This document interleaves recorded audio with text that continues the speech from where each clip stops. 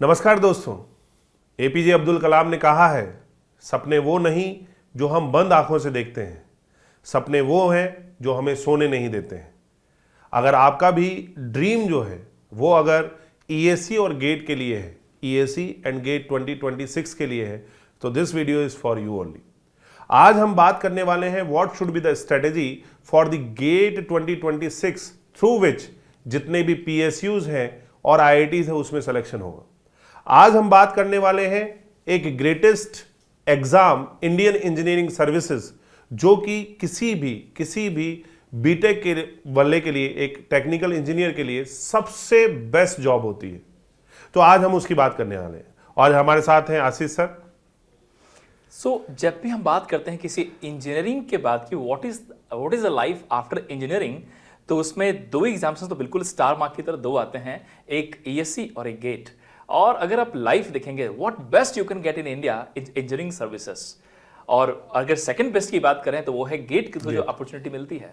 ये दोनों ही अपनी जगह पे बहुत अच्छे हैं, लेकिन अगर हम कंपेयर करेंगे तो ईएससी का कोई मुकाबला नहीं है। This is the class 1 gazetted post, जिसको रिक्रूट कौन करता है? President of India. तो इस चीज को आप ध्यान रखिए। और सबसे अच्छी बात तो यह है सर कि इस बार रेलवे जो ऐड हो गया है, Yes. इससे इंजीनियरिंग सर्विसेज का चार्म काफी बढ़ सकता है। काफी बढ़िया है और वैकेंसीज भी बड़ी हैं। Vacancies are also more, PSUs भी बहुत सारी हैं और अब लोअर रैंक तक भी, गेट एआईआर लोअर रैंक तक भी पीएसयू सेलेक्ट कर रही हैं। अगर हम इस एक साल के दौरान देखें कि पिछले 1-2 साल के अंदर इतने रिक्रूटमेंट्स आए हैं, इतने आए हैं कि मैं तो कहता हूं कि स्टूडेंट्स के लिए बिल्कुल गोल्डन एरा है, जिसमें इस एरा में अगर आपको अगर थोड़ा सा एफर्ट कर लोगे तो आपको बहुत ज्यादा चांस है कि आप उस रैंक की लिस्ट में आ सकें, सिलेक्शन की लिस्ट में आ सकें। तो सबसे पहले हम बात करते हैं एग्जाम ओवरव्यू की, एग्जाम पैटर्न की। सो ध्यान दीजिएगा कि गेट, जो कि मोस्ट प्रॉब्ली फरवरी में होता है और सेकंड वीक में होता है सिविल के लिए, गेट के थ्रू जब हम बात करते हैं तो इसमें टेक्निकल पेपर है, technical subjects will be there, maths aptitude will be there, total 100 marks paper होगा और जो कि 3 आवर्स में आपको कंप्लीट करना होता है। 65 क्वेश्चंस विल बी देयर। वैसे ही इंजीनियरिंग सर्विसेज की जब बात हम लोग करते हैं तो इंजीनियरिंग सर्विसेज का पेपर 3 स्टेजेस में होता है। द स्टेज 1 इज प्रीलिम्स, जिसमें 500 मार्क्स के पेपर होते हैं, 300 for technical and 200 for non technical GS. जब आप क्वालिफाई करते हैं प्रीलिम्स के पेपर में, तब आपको मेंस की अपॉर्चुनिटी मिलती है और मेंस अपने आप में 600 मार्क्स का पेपर है, 300 paper 1 technical and 300 paper 2 technical. जब आप क्वालिफाई करते हैं मेंस एग्जामिनेशन में, तब आपको अपॉर्चुनिटी मिलती है इंटरव्यू के लिए, which carries 200 marks in total, और उन सब को मिला करके आपका टोटल सिलेक्शन होता है। इससे एक बात तो तय हो गया कि आपके लिए प्रीलिम्स सबसे ज्यादा मैटर करता है। पहला स्टेज, जब पहले गेट को तोड़ के आप एंटर करोगे तभी तो बाकी सबके एलिजिबल रहेंगे आप। तो वो पहला जो प्रीलिम्स है, उसकी तैयारी की स्ट्रेटजी की हम लोग बात अभी करने वाले हैं। बिल्कुल। तो यहां पर ध्यान दीजिएगा कि दोनों एग्जाम जो है, आपको पता है वर्ल्ड के टफेस्ट एग्जाम है GATE as well as that UPSC, और टफेस्ट एग्जाम है। तो यहां पर हमें एक तरह से प्रॉपर स्ट्रेटेजी यूज करनी होती है। यहां पर जस्ट क्वालिफाई नहीं करना है, हमें हमारा नाम लिस्ट में लेकर आना है। सो यहां पर जब हम बात करते हैं इस टफेस्ट एग्जाम की, तो टफेस्ट एग्जाम को क्रैक करने के लिए मेडिजी इज विद यू। आपको पता होगा कि more than 95% selection in GATE and ESC कहां से होते हैं? मेडिजी से होते हैं। और मेडिजी आपको एक होलिस्टिक वे में एक सब कुछ करवाता है। आप एक बार जब आते हो तो एक तरह से सारी प्रिपरेशन आपकी एक साथ होती है और इसमें classroom will be there, morning 8 to 2 that class will be there. But यहां पर इंपॉर्टेंट क्या है कि क्लासरूम के बाद क्या, सो दैट फैक्ट अलॉट। कई बार बच्चों के माइंडसेट में यह भी होता है कि हमने तो बीटेक में सब्जेक्ट्स पढ़ रखा है, अगर मैं ईएससी का सिलेबस देखूंगा और उसको पढ़ लिया तो क्या मेरा सिलेक्शन हो जाएगा? तो my dear student, let me tell you there is a strong no, क्योंकि यहां पे एक चीज है जो आपको बहुत गहराई से समझनी है। होता क्या है कि आप जब कॉलेज में किसी सब्जेक्ट को पढ़ते हैं तो आप सिर्फ बेसिक्स पढ़ते हैं उसमें, लेकिन उसी टॉपिक का कॉम्पिटिटिव अप्रोच वो आपको सीखना होता है। जैसे मैं अगर बात करूं कि कोई भी टॉपिक अगर ईएससी के लिए पढ़ा जाए तो उसकी स्ट्रैटेजी थोड़ी अलग होती है, अगर उसी को गेट के लिए पढ़ा जाए तो बिल्कुल अलग होती है। ठीक उसी तरीके से आपने जो सब्जेक्ट्स अपने कॉलेज में पढ़े हैं वो आपने कॉलेज के पॉइंट ऑफ व्यू से पढ़े हैं। अब उसी चीज को उसमें अगर गेट और ईएससी का फ्लेवर डाल दिया जाए तब आप एलिजिबल हो जाते हैं उसमें सिलेक्शंस के लिए। तो वो जो फ्लेवर होता है और वो जो स्ट्रैटेजी होती है, in this video we are going to talk about कि वो रोड मैप क्या होना चाहिए जिसको फॉलो करके उस सिलेक्शन के स्थान तक पहुंचा जा सके। तो आप इसको ऐसा समझ सकते हैं जिस तरीके से गूगल मैप में आप लोकेशन लगाते हो और लोकेशन के हिसाब से आप चलते चले जाते हैं और आपको फाइनल डेस्टिनेशन मिल जाता है, ठीक वही है made easy is like a Google map for you, जहां पे आप आते हो सिलेक्शंस लेने के लिए और आप यहां पे आके सेट करते हो कि हाँ आपको तैयारी करनी है, और ये जो रोड मैप हम लोग बनाते हैं उसको सिंपली फॉलो करते चले जाना है, you will reach to the selection destination dear. तो यहां पर जो क्लास नोट्स हैं that is more than sufficient, लेकिन क्लास नोट्स को एक प्रॉपरली आपको रिवाइज करना जरूरी है। तो आपने क्लास लगाई, तो क्लास लगाने के बाद उसको 1/3 से 1/4 टाइम में यू हैव टू रिवाइज। कई लोग 6 आवर्स क्लास को 6 आवर्स में रिवाइज करते हैं, वो गलत स्ट्रेटेजी। तो 1/3 टू 1/4 टाइम में आपको उसको रिवाइज करना है और उसके बाद आपको वर्कबुक और प्रीवियस ईयर के क्वेश्चंस भी लगाने हैं। बिफोर डिनर आपने जाते ही आपने रिवाइज कर लिया, बिफोर डिनर आपने वर्कबुक किया और उसके बाद आपको PYQ लगाने हैं एटलीस्ट 5 इयर्स, अगर आप बहुत ज़्यादा बिजी हैं या आपको टाइम ज़्यादा लगता हो, और 10 साल के। तो 10 साल और 5 साल के क्वेश्चन अभी आपको क्लास के साथ ही लगा लेने चाहिए। इस बात को समझना बहुत ही ज़रूरी है कि जो स्ट्रैटेजी प्लानिंग होती है जिसमें आपको एग्जैक्टली क्या करना है, ये हमेशा आफ्टर द क्लासरूम होता है my dear. Let me tell you something in detail. See what we teach in the classroom is equal for all of you. आप सभी लोग इक्वली पढ़ रहे हो क्लासरूम के अंदर, बट वो क्या चीज है जो एक बच्चे से दूसरे बच्चे में डिफरेंस क्रिएट करता है? तो रैंक की डिफरेंस आती है, सिलेक्शंस नॉन सिलेक्शंस में आता है, कोई रैंकर बनता है कोई पीछे बनता है। वो क्या डिफरेंस है? वो डिफरेंस सिर्फ एक चीज है माय डियर, वो है what you do after the classroom. Now जब हम ये बातें करते हैं कि क्लासरूम से निकलने के बाद हमारी स्ट्रैटेजी क्या होनी चाहिए, तो वो चीज जो सर ने जैसा कहा कि 3-4 चीजों पे हमें ध्यान देना है कि नोट्स पढ़ने हैं और नोट्स को हमें फास्ट लेके चलना है, क्योंकि आप पढ़ चुके हो क्लासरूम में, उसी को सिर्फ हमें डाइजेस्ट करना है, चीजों पे थोड़ी प्रैक्टिस करनी है। लेकिन प्रैक्टिस के दौरान इस बात को समझना बहुत जरूरी है कि एग्जाम का रनिंग पैटर्न क्या है, अभी क्या पैटर्न चल रहा है। और इसीलिए मैं सजेस्ट करता हूं आप सभी लोगों को कि while solving the PYQ previous year booklet, always attempt from the recent to previous. For example, you are preparing for 2026. You should first look at the 2025 paper, then 2024 paper, 2023 in a reverse manner you will have to run. And one by one you should solve the question of the PYQ. It is very very important to solve PYQ questions my dear. जब तक आप PYQ नहीं लगाते हो तब तक आप उस एग्जाम का रियल जो फ्लेवर है वो आप फील नहीं कर पाते। और इसलिए मेरा सजेशन है कि आप PYQ जरूर लगाओ, और ऑफ कोर्स लगाओगे तो कहीं कहीं पे आपको डाउट भी आने की संभावना है माय डियर स्टूडेंट। इसीलिए हम लोगों ने एक सिस्टम बना के रखा है कि जैसे ही क्लास खत्म होती है, वो क्लास के बाद each and every faculty sit for the doubt. तो आप आए, आपका वेलकम है डाउट के लिए, और आपका फुल राइट है डाउट पूछने का।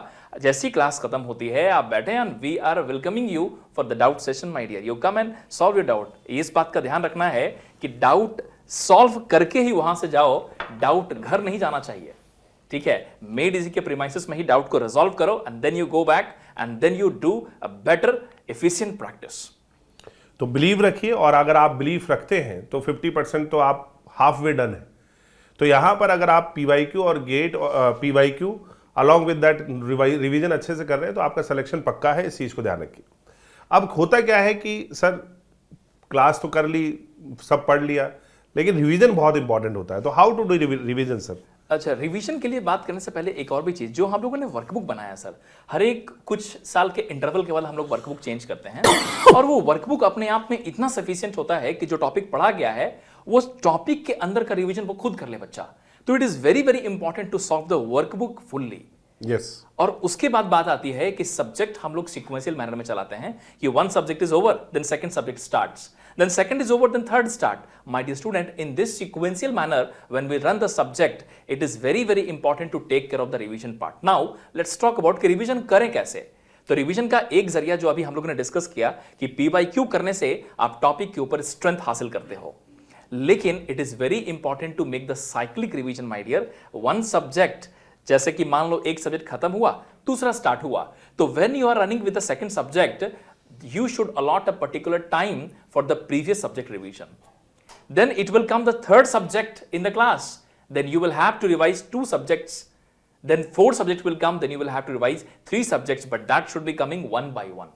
तो सीक्वेंशियल मैनर में आपको रिवीजन भी प्लान करना पड़ेगा, एक पर्टिकुलर टाइम अलॉट करके उसकी भी एक प्लानिंग करनी पड़ेगी कि मैं कितने दिन में कितना सब्जेक्ट की प्लानिंग कर रहा हूं, और उसके हिसाब से एक माइंडसेट बना के चलना है कि जो हमने सोचा है ना वही करेंगे। क्योंकि एक सब बहुत ही कॉमन सी एक समस्या क्या है कि इंजीनियर्स हैं, प्लान करने में माहिर हैं, एक प्लान बनाते हैं, 10 दिन के बाद उनको फील होता है कि ये वाला काम नहीं कर रहा, चलो दूसरी प्लान बना लेते हैं। फिर 10 दिन बनाते हैं, फिर फेल हो जाते हैं। जो बच्चा प्लानिंग में बार बार फेल हो रहा है वो एग्जाम में बहुत ज्यादा सक्सीड नहीं कर पाता। First my dear student, you will have to stick to a particular plan, और वो प्लान जो हम लोग बता रहे हैं ये वेल प्रूवन प्लान है, ये वो ट्राइड एंड टेस्टेड प्लान है। इसी प्लान के थ्रू बच्चे रैंकर्स तक पहुंचते आ रहे हैं सालों से। तो यहाँ पर जो शॉर्ट नोट्स हैं और जो माइक्रो नोट्स हैं वो बनाइए और उनको रिवाइज करिए। शॉर्ट नोट्स और माइक्रो नोट्स क्या है, तो आपके अगर 300 पेजेस की अगर एक कॉपी है, आपकी क्लासरूम कॉपी है, तो उस 300 पेजेस की कॉपी को आपको 10 से 15 पेजेस में लिखना है। और ये 10 से 15 पेजेस में जब हम लिखते हैं तो ये एक तरह से शॉर्ट नोट्स है। ध्यान दीजिएगा, ये एक तरह के फर्रे हैं जो आपने कॉलेज में स्कूल में बनाए होंगे। अच्छा, एक मुझे इवेंट आ गया जिसमें इंपॉर्टेंट चीजें आती है, फालतू चीज नहीं आती है। एक मुझे इवेंट याद आ गया सर कि एक बार क्लास में मैंने बताया था कि शॉर्ट नोट बनाना। बच्चा गया जोश में जाके शॉर्ट नोट बना के लाया और मुझे बताया कि सर आपने बताया था शॉर्ट नोट, और उसने मुझे दिखाया इतने छोटे छोटे चिट लेकर आया वो और चीजों को इतना माइक्रो लिख रखा है, और मैं देख कह रहा हूं कि उसने उसमें सब कुछ ही लिख रखा जो क्लासरूम का है। ठीक है, तो मैंने उससे पूछा कि ये बताओ कि ये तुम शॉर्ट नोट बना रहे हो या फिर एग्जाम के लिए चिट तैयार कर रहे हो। तो माय डियर स्टूडेंट, ये बिल्कुल नहीं करना है आपको। तो सबसे पहले ये समझना है कि शॉर्ट नोट की जब बात करते हैं ना, तो short note doesn't carry everything you have the notes, note here. You need to understand कि जो इंपॉर्टेंट पार्ट है हम उसे ही लिखें। मैं और भी क्लियर शब्दों में बोलूं तो मैं ऐसा बोलूंगा कि short note is something where you write the important areas and those area where you feel little uncomfortable. So to make it comfort आपको वो एंटर करना पड़ेगा। जैसे एक टॉपिक पढ़े और टॉपिक का इंपॉर्टेंट हिस्सा आपने लिख लिया, It can be a formula, it can be the concept behind, but it can be the area जो आप क्वेश्चन बना करके सीखते हो। You need to understand here, there are so many things which you learn after solving the problem. Understanding the theory, understanding and solving the problem is different. But solve करके कई बार आप अपने टेक्निक्स बनाते हो और वो भी उसमें लिखा जाना चाहिए। ठीक है, तो ये क्या हुआ ना, सीधा घाव निकाल रहे हो और उसी पे मरहम लगा रहे हो आप। बिल्कुल, ये होगी असली तैयारी आपकी। नेक्स्ट स्ट्रेटेजी पॉइंट की बात करते हैं, तो नाउ प्रैक्टिस कैसे करें और यहां पर कितना आपने रिवीजन किया, क्या किया, उसकी भी एक तरह से टेस्ट होना चाहिए। और इसके लिए test series is the best part. From September onwards we will start the test series, और टेस्ट सीरीज आपका रियल टाइम चेक होता है। इस रियल टाइम चेक में रियल आपकी रैंक आती है, रियल एग्जाम माहौल एनवायरमेंट में आपका पेपर होता है, और real questions will be there. Test series के ही क्वेश्चन देखे गए, सिमिलर क्वेश्चन जो है वो गेट और ईएससी में पूछे जाते हैं। तो यहां पर आपको एक तरह से प्रैक्टिस करनी है और टेस्ट जरूर से जरूर देने हैं, जरूर से जरूर देने। इस चीज को ध्यान रखिए, test is very important over here. आप कितने पानी वो कैसे पता लगेगा, टेस्ट सीरीज से पता लगेगा। करेक्ट। और ऐसा भी समझना है कि टेस्ट सीरीज आपकी कमियों को आपके सामने दर्शाता है। बट माय डियर स्टूडेंट, यहां पे कई बार बच्चों की माइंडसेट ऐसी होती है कि अगर मिस्टेक होता है तो उनका कॉन्फिडेंस ड्रॉप होता है, और अगर उसके ऊपर वर्क नहीं किया तो वो और ड्रॉप होता है, और वो धीरे धीरे आपके कॉन्फिडेंस को बहुत ही हिडन वे में डेंट लगाता जाएगा, और यही है कॉन्फिडेंस खराब होने का रीजन। तो मैं आपको इसका तरीका बता रहा हूं कि अगर आपने कोई क्वेश्चन सॉल्व किया और आपसे अगर मिस्टेक होता है, you are not able to solve, तो my dear student, the time is giving you the learning that you need to make this area strengthen. थोड़ा सा उस टॉपिक पे मेहनत करो और उसको स्ट्रेंथन बनाओ, यही आपके अंदर कॉन्फिडेंस बिल्डअप करेगा। रियल कॉन्फिडेंस वो नहीं होता है माय डियर जो आपको बाहर से मिलता है। Real confidence is with in you, which you get, which you generate by solving the problem. एक क्वेश्चन सॉल्व किया और सॉल्व करके राइट आंसर निकालने की जो खुशी होती है ना, वो आपको रियल कॉन्फिडेंस देता है। And try to get that real confidence my dear. और वो जो रियल कॉन्फिडेंस धीरे धीरे आता है, वो आपके अंदर इतना कॉन्फिडेंस भर देगा, इतना जुनून ला देगा कि आपको लगेगा कि अब मैं अच्छा रैंक ला सकता हूं। और अगर आपने ये काम नहीं किया, आपने मिस्टेक के ऊपर वर्किंग नहीं की, तो वही धीरे धीरे कॉन्फिडेंस को धीरे धीरे हिडन वे में ब्रेक करता चला जाता है माय डियर। और वही धीरे धीरे एग्जाम से पहले ही बच्चे को ऐसा फील होता है कि यार इस बार तो होगा नहीं।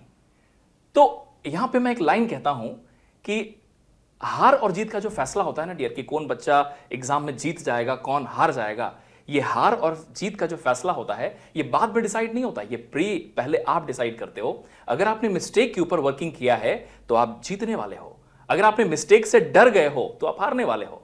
इसी बात में एक लाइन कहता हूं कि हार सिर्फ तब होती है जब मान लिया जाता है, कि हार सिर्फ तब होती है जब मान लिया जाता है और जीत सिर्फ तब होती है जब ठान लिया जाता है। तो ठानना बहुत जरूरी है, आपको सोचना है कि मुझे ये करना है, तो ध्यान दीजिएगा, it should be like this कि करना है तो करना है, तभी आप एक तरह से उसको क्रैक कर पाओगे। मैं यहां पर आपको एक रियल स्टोरी बताऊंगा जो आपने सबने सुनी है, माझी। तो माझी के सामने एक बहुत बड़ा पहाड़ था। उस पहाड़ को क्या वो एक दिन में तोड़ सकता था? नहीं। उसने वो क्या किया, उसको धीरे धीरे तोड़ा। तो इसी तरह से जो ये ईएसी गेट 2026 है, ये भी एक बहुत बड़ा पहाड़ है और ये एक दिन में नहीं टूटेगा, एक महीने में नहीं टूटेगा। For this you required like 6 to 7 8 month consistently, regularly study. तो बेटा आप ये ध्यान रखिए, आज से स्टार्ट करना है और रुकना नहीं है, कछुए की तरह बिल्कुल चलते रहना है, स्लोली एंड ग्रेजुअली, बस चलते रहो चलते रहो चलते रहो। और दिमाग में एक चीज हमेशा ध्यान रखो कि जब तक तोड़ेंगे नहीं तब तक छोड़ेंगे नहीं। Thank you so much everyone, खुश रहिए, पढ़ते ख्याल रहिए। रखिए डियर, और लगातार जो पेशेंस होता है ना, जो लगातार रखते हो और पेशेंस के साथ अगर मेहनत करते रहते हो तो आपको मंजिल जरूर मिलेगी जिसके लिए आप यहाँ पे आए हो। Wish you very all the best dear. All the best.